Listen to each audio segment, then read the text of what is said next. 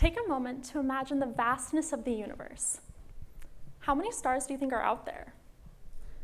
If you guessed something like 200,000 trillion, you'd be right.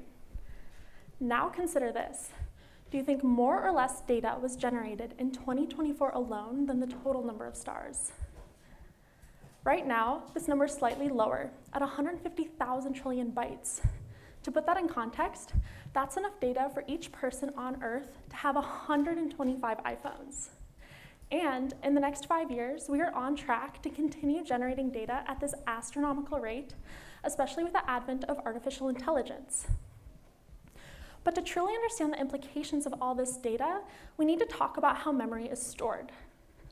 Lots of our memory is kept on the cloud, but in reality, these are massive data centers worldwide full of servers that store our information as bits of ones and zeros. A sequence of these bits is known as a byte and is the fundamental building block of all memory. The issue is that the way servers store memory right now requires constant energy input and demands vast amounts of water for cooling.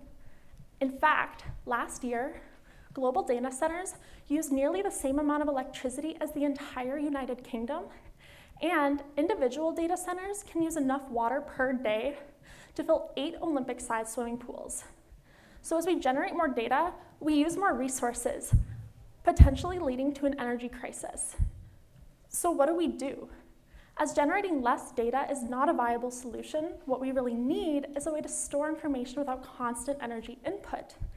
Kind of like words in a book, right? Once you've spent the energy to write the word, it's stable without power. Let me introduce you to the skyrmion. And no, that's not a Star Wars character. The skyrmion is a tiny, swirling magnetic object that has the potential to store the ones and zeros of our memory in its magnetic configuration. And these bits, kind of like words in a book, are stable, offering a low-power solution. However, skyrmions are not used in devices yet because they can be hard to control, limiting the speed at which we can read and write new memory. So with my research, I study the ultra-fast behavior of skyrmions. To do this, I shoot a laser at the skyrmions to excite them, and then I track their changes down to a trillionth of a second using X-rays.